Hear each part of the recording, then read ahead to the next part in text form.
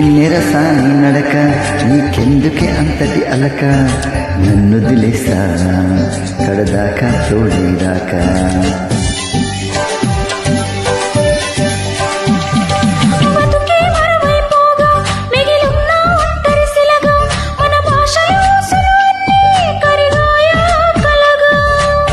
ఎన్నెన్నో జన్మల దాకా ముడివేసిన మన అనుబంధం తెగిపోయిందంటే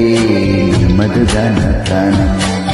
ఆయువుతో ఉందంటే ఇంకా నా ఏ దేహం